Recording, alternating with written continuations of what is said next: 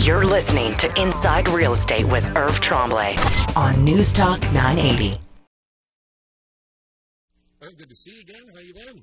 Terrific, Dave. How about you? Oh, very good, very good. Great. I know some things that we want to kind of cover off a little bit today. We want to talk about how things kind of go during the course of a listing and that potential listing.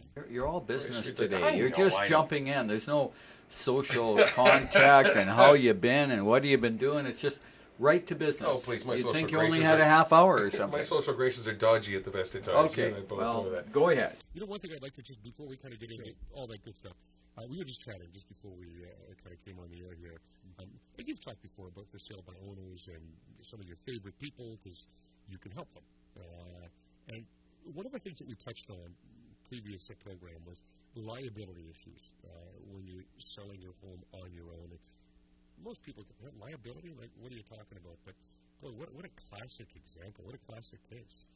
Well, you run into a lot of interesting things, you know, every week and every day in real estate. And, you know, I do a lot of work with for sale by owners. And one of the problems that for sale by owners may have is a liability issue. And you can have that in real estate as well. But it's a little bit different when you're on your own because you don't have an agent that's also responsible. So, and, you know, when you have a problem like liability that could cost you money, you know, a good agent often can solve that problem and thereby make you money or save you money. So by paying an agent, often you can net more money. And liability is a big issue. It's a big issue in North America. It's certainly a bigger issue in the U.S., but it's an issue here. And when I talk to private people about liability, they just, well, I've got a lawyer. I'm not really worried. And so it's interesting. So I get a call this week from a lady who listed her property 2 years ago with the advice of many friends. You know, sell your house privately and, you know, you're going to save that commission. Good idea. Now, they're not responsible. Yeah, exactly. So she calls one of the companies that has a website that you can put your house on. And they were very agreeable and came over and took some pictures and did general comments and a beautiful write-up and charged her the money, and they get paid whether the house sells or not. And the house... They get paid up front, don't they? Sure, they do. And different than me, I don't get paid unless I get you the right price and terms.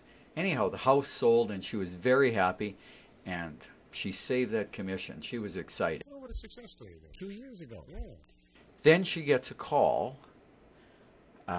or she gets served with a summons. I don't know which it was. She didn't explain. That the lady that she sold it to is selling it now, and the private website company made a mistake in the square footage by about 30%. So now this seller is trying to sell the property and is suing this lady because she sold her house that she thought was a third larger, and she's going to court. So why does the lady call me? Well, she's looking for more free advice. And I said to her, she said, well, can I be sued? And I said, well, of course you can be sued. You can. And I said, but you shouldn't be talking to me. You know, you should be calling the best real estate lawyer you can find. Oh, well, I'd like your advice. So again, she doesn't want to pay the money, probably to save money in this case. She wants me to give her the advice, and that's not my area of expertise. That is a real estate lawyer's. So I gave her, you know, a couple names of different lawyers that she could call, and she kept pressing me for my advice. And finally I said to her, I said, you know, this is pretty important that you call them and sit down with them and get good representation. So in the end, she did save the commission, but this could cost her tens of thousands of dollars. Well, no kidding. Yeah. You know. So remember, there is a lot of liability in selling property, and if this could happen with an agent. I was going to say, what would happen, you know, in a scenario like that where you know there was a mistake made or an error or omission or something like that? Well, the first off, they're going to sue me. Now they think I've got more money than the seller, which probably isn't true. But they're going to sue me. They're going to sue the brokerage. They're going to name me, and they're going to hold me responsible, which I should be. And, you know, in the end, usually the agent has to come up with some money, and we have errors and omissions insurance to cover those kinds of heirs. So that is the way to go. See, and this is, we've touched on it again, people when they have talked about the for sale by owners, they go, oh, you're going to save some money in the commission. The odds of you actually maximizing the dollars that you get out of there, when this isn't something you do every day in, day out as a profession, are pretty slim. And then other issues such as liability, et cetera, when you kind of factor those in, it's just... Well, I talk to and I solicit for sale by owners every day, and this morning I talked to about a half a dozen of them, and two of them said to me, well, Irv, I really don't need any help because I have a lawyer. Well, this lady had a lawyer. That lawyer basically looked at her offer to purchase. That lawyer didn't review the listing, and nor would that lawyer be able to tell if the square footage was right, most lawyer likely. Didn't go out and measure it. No. So when people say to me, I have a lawyer, well, yeah, and, that lawyer got paid, and if she uses that was the other thing I forgot to tell you. And she's trying to save a little more money because her and the buyer used the same lawyer. Oh, excellent. So this is just going to end well, I can tell. Yeah, it's a sad story, but it is a little bit funny as well. So I did want to chat about that, but I also want to get into this kind of over the course of the listing. We've been talking about this and how key communication is with your agent when you're selling your home. Sure.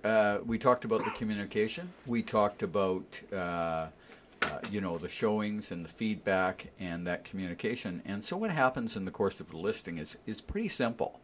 And often agents don't explain it to the seller because it seems so simple. They want to, have something that is a little more complicated to tell them. And it is simple. You list your property.